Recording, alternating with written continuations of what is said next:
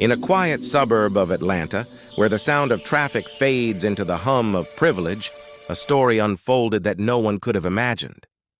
It began with a boy born into silence, and another born into struggle, two lives separated by everything, race, wealth, circumstance, yet destined to meet in a way that would challenge science, faith, and the very meaning of hearing. This is the story of Daniel Harlow, the deaf son of a millionaire, and Marcus, a homeless boy who discovered the impossible. Daniel was born to Richard and Emily Harlow, a couple whose success in business had made them symbols of wealth and power in the city. But their beautiful home, filled with luxury, carried an invisible emptiness. Silence. Daniel, their only child, had been diagnosed at birth with congenital sensorineural hearing loss, a condition that left him completely unable to hear.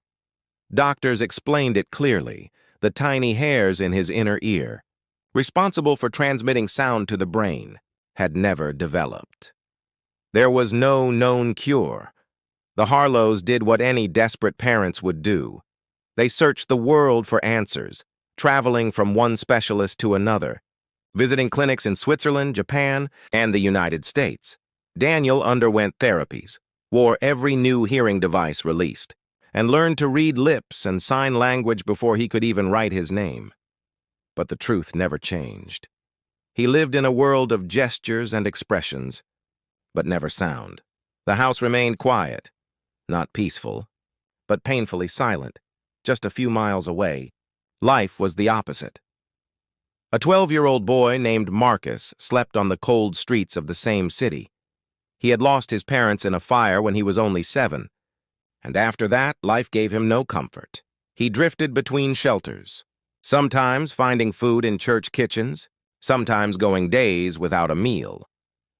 But there was something unusual about Marcus, something even he didn't fully understand. Marcus could feel sound. When a bus roared past, he didn't just hear the noise. He felt it as a pulse through the ground, as rhythm in his chest. When church bells rang far away, he could tell the time by the length of their vibrations.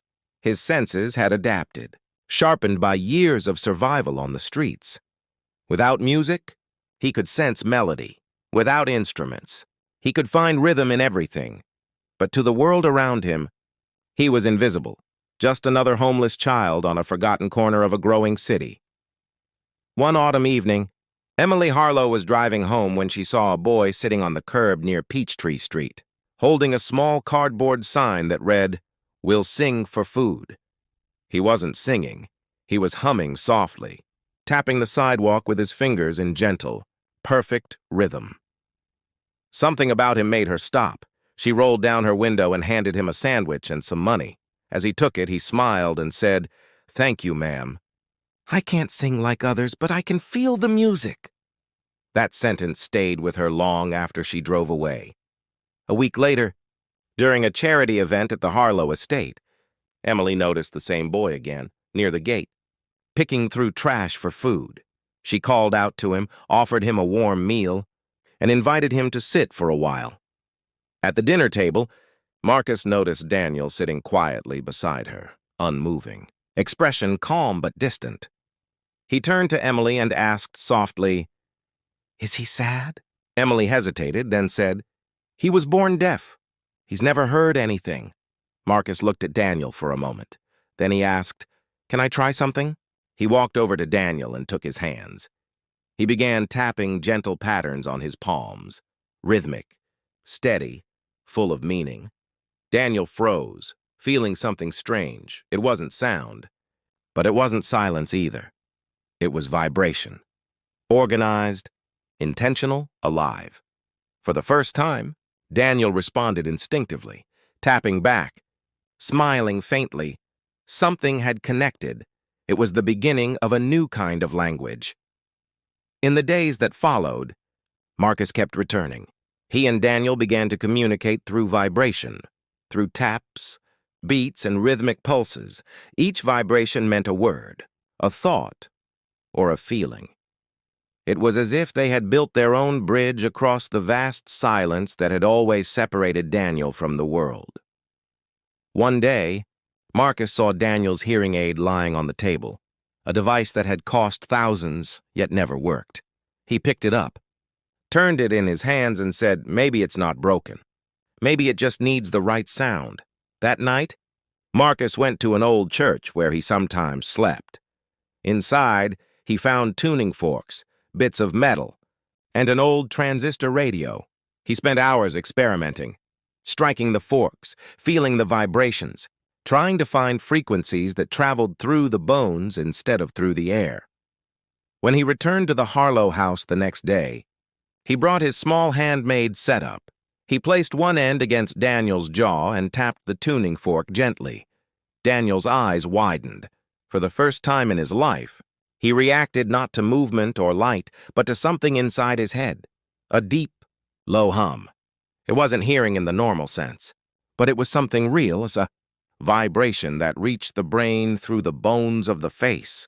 It was the first hint of sound Daniel had ever known. Doctors were stunned. When the Harlows brought Marcus's setup to the hospital for testing, they found that Daniel's auditory nerves were responding faintly to bone. Conduction, the transmission of sound through bone, then through the ear. Marcus's improvised device had uncovered a path that no formal treatment had explored. For Daniel's specific condition, over the next months, engineers and medical specialists refined the idea. Daniel received a new kind of bone conduction implant designed with Marcus's observations in mind. For the first time, he could sense the rhythm of his mother's voice, the hum of rain, and even the faint melody of a piano. When he first heard his mother's voice, not as clear words, but as deep waves of vibration, tears ran down his face. The room was silent, but for him, it was full of sound. Marcus was offered a place to live with the Harlow family, but at first he refused. "I don't need a house," he said softly. "I just want him to keep hearing." Eventually, the Harlows convinced him to stay. They helped him enroll in school, and later, in a program for gifted children, his natural understanding of sound and vibration led him toward engineering and sensory science. Their story soon reached local news outlets. Doctors cited Marcus's discovery as a breakthrough that pushed further research into bone conduction hearing aids, technology that would later help thousands around the world. But beyond the medical success, something deeper emerged. The story reminded people that knowledge and compassion can come from the most unexpected places. Marcus had lived his life listening, not with his ears, but with his entire being. What he offered Daniel wasn't technology, it was connection, and perhaps that's what made the difference. Because what Marcus taught Daniel wasn't just how to sense sound. He taught him how to feel life, to understand that hearing isn't only about ears, but about attention, empathy, and the rhythm that connects all human beings. Years later, Daniel would go on to speak publicly about his experience. His voice was still soft, imperfect, but powerful. He and Marcus founded a small initiative together, the Harlow Marcus Foundation for Sound and Sensory Research, dedicated to helping children with hearing impairments. In interviews, Daniel often said, "I didn't learn to hear from a doctor. I learned it from a boy who listened better than anyone I've ever met." And Marcus, when asked what he thought of being called a genius, always smiled and said, "I wasn't trying to be smart. I was just trying to help my friend." Their story became a quiet reminder that miracles don't always happen in hospitals or laboratories. Sometimes, they happen in the spaces where two people choose to listen, even without sound. Because in the end, hearing isn't just about what enters your ears.